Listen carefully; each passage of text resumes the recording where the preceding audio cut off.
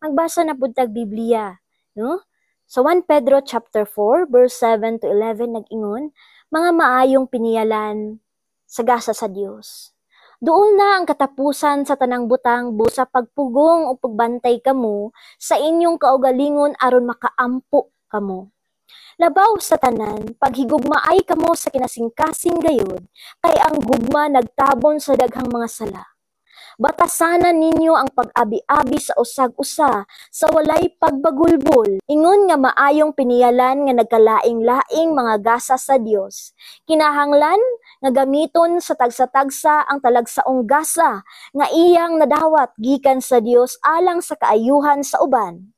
Ang magwali kinahanglan nga magwali sa pulong sa Dios. Ang nag-alagad kinahanglan nga mag-alagad sumala sa kusog nga gihatag kaniya sa Dios aron nga sa tanang butang daygon ang Dios pinaagi kang Hesukristo kay iya man ang tanan dungog ug gahom hangtod sa kahangturan. Amen. So igsoon kadya ni Kristo nadungog nato ang balasahon nga diin kita di ay mga buutang Kristiyano kinahanglan magbantay ta. Kay aron makaampo ta, so which is required data nga magampo sa Ginoo. Mo nang ginabalik-balik na ko diri nga magampo ta kanunay sa Ginoo nagmata sa buntag ug inag kagabi kay biblikal gina siya igsuon. Ikaduha pinaagi sa pagampo malikay pud ta sa bugat nga katalagman na mudangat ngan hikanato. Ikatulo, maghigugmaay kita. So ang paghigugma igsuon dapat ang imong kasing-kasing ginaingon ang paghigugma nagtabon sa daghang sala.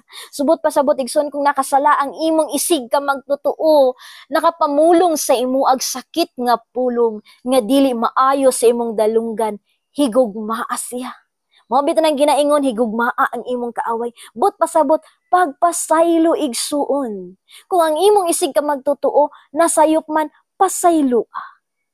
Ayaw ipagtigbabaw ang sala niyang nabuhat sa imong kasing-kasing aron di kini mogamot sa pagdumot, di kini mogamot nganha sa kasuko.